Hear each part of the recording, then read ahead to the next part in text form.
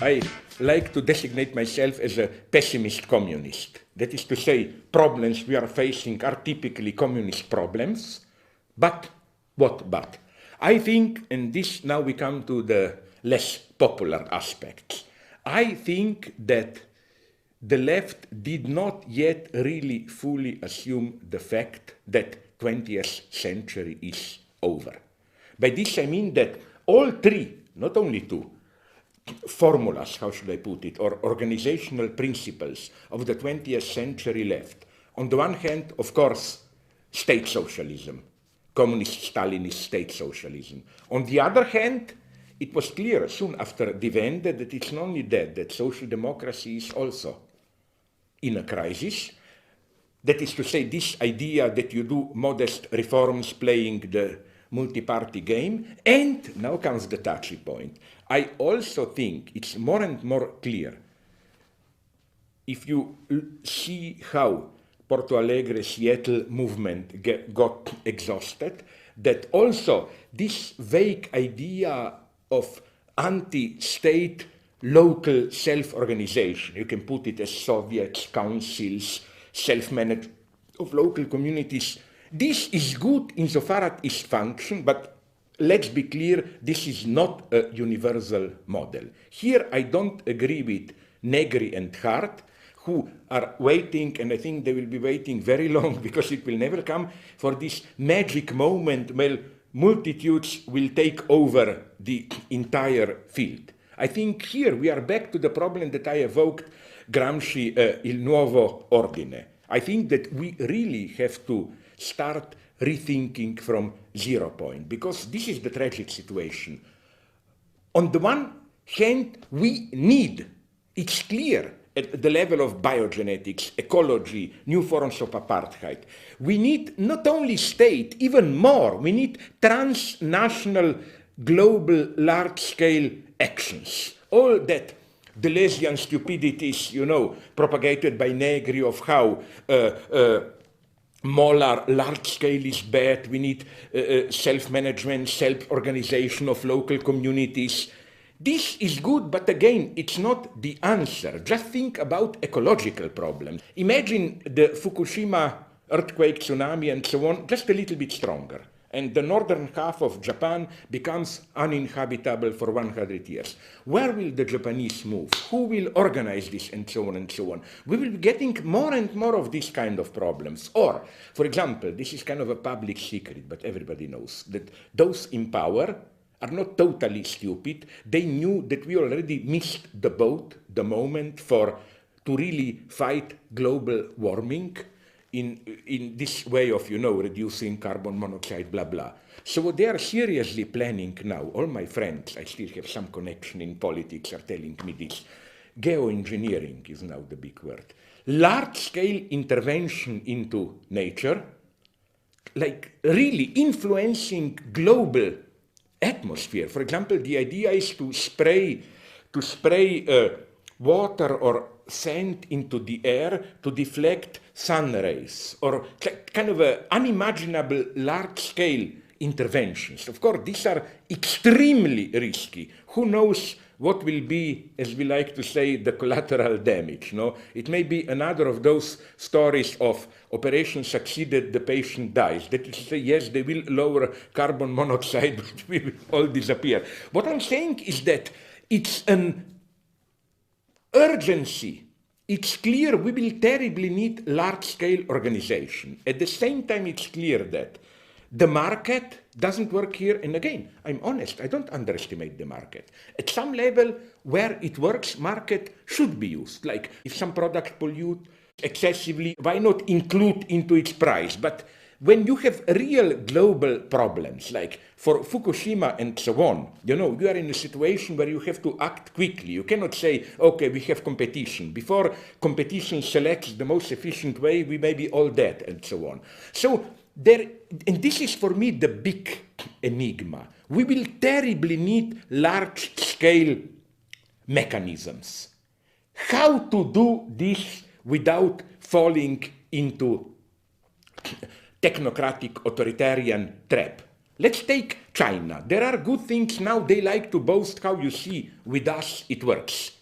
They like to boast now how precisely their authoritarian state can efficiently solve ecological problems. Up to a point, it works. For example, I was surprised. I was twice in Beijing, 5 years ago and a year ago. 5 years ago, it was horror, you know, all that dust and so on, like moonscape. Now it's much better, because simply by the order of central government, they move out heavy industry, they planted a couple of millions of trees and so on. On the other hand, do you know another of those small news that are not too much reported? Do you know that what till now was dismissed as paranoia of some critical intellectuals, now finally the government admitted it, that the Three Gorges Dam is an ecological and social catastrophe. They admitted what even I thought, maybe they exaggerate geologists a little bit, that because this big artificial lake, which is mega, 400 kilometers in length, is just above crucial cliff breaks in the subterranean structure, that if not triggering, they contributed to the strength of the Sichuan, you remember, earthquake 2-3 years ago. That is to say, you see, and again, it's not we didn't know it, no. My friends in China told me this. Geological community, large majority, was warning about this. Then, the second tragedy, the pollution of Yangtze River is so horrible because of this dam. Point 3, the most tragic, because of the dam, all the water there, now that they have a relative lack of rain, lack of water, the effect on the lower part are much worse, so they will lose horrible, like 40% of the wheat harvest, and without the dams, the costs would have been much lower, not to mention the fact that Yangtze River is the main Chinese artery for transport on boats. And now the level is so low that you cannot do. But they admitted it. You see, where was the public use of reason? You were not allowed to debate, now they are paying the price. So here I'm a pessimist. Again, this is for me communism, not dream of a future world. Communism are these problems which concerns us, commons, and we will need radical global mechanisms for large-scale action. I don't have easy answers, Tim. All I know is that, and this is my pessimism, this is my answer to liberal friends who claim, but are you aware, aren't you utopian? No. As far as it functioned, I have nothing against a good, efficient welfare state, social democratic. It's coming to an end. I think this is why, ironically, in one of my books, which will now appear in a different version with Fischer, I said the future will be socialist or communist. By socialist, I mean the bad thing, like National Socialist, either a new form of authoritarian regime or some communist invention. And this should be, I think, our appeal to liberals. If you really care about what you claim you care, real social freedom, not these obscene freedoms that any authoritarian regime can give you, the freedom to use drugs, to have sexual orgies. My God, every authoritarian regime knows to do it. Friends from Chile were telling me one of the first things Pinochet did is to liberalize drugs and pornography. Friends from Poland told me Jaruzelski coup d'etat in 80, 81, 82, all of a sudden free drugs everywhere, pornography. Not these freedoms. If this should be our message to liberals, if you really want freedom, only we, a more radical left, can provide it. Otherwise, liberalism will lose the battle with new forms of authoritarianism. This is my pessimism. Of course, I'm not a short-term catastrophic. I'm not saying year, you know, all these 2012 projections. No, I'm just saying that something horrible will happen. You know, the mechanisms of change are very interesting. How this was nicely described by people like Bergson and so on. How you think something cannot happen, but all of a sudden it's here, and then you say, oh, what's the fuss? It's not as bad as we thought, and so on.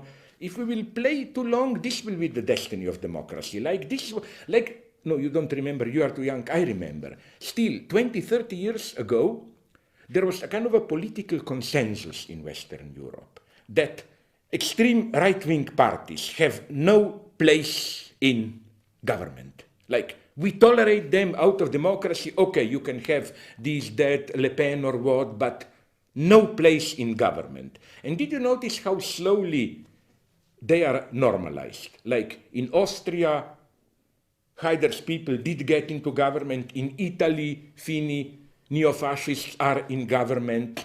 This is what interests me. Something appears as impossible. No, we will never allow this. And then all of a sudden it's normalized. And you don't even, then of course people say, but they are not so bad. No, they are the same as before. We changed. We changed our standards and accepted this as normal. I claim again that this is what is happening slowly with our democracy. It's more and more becoming this aseptic cultural democracy. You know, the big debates about, I'm not making fun of it. We should fight these battles, but they are not the key. No, gay rights, abortion, all that stuff, or cultural topics. But, you know, the real large-scale power decisions, economic and so on, even in ecology, I claim we have incredible signs of material strength of ideology, where ecology is usually falsified in the same way. You know, of course, states are talking about it, but it's all more or less bullshit. Like, you remember, there was 2 years ago that Copenhagen meeting, and the result was what? They agreed that they will meet in 2 years again, and this was hailed as a success. But what are we getting instead of these big decisions? Bullshit. We are getting this lifestyle ecology. Ah, did you throw that bottle away, or did you recycle it? Did you recycle that? This is pure ideological mechanism of making us feel guilty, but at the same time of bribing us to make us feel good. Like, you know, you don't have to change your lifestyle. Just buy organic apples, recycle, and you did your duty, and so on and so on. This is material power of ideology.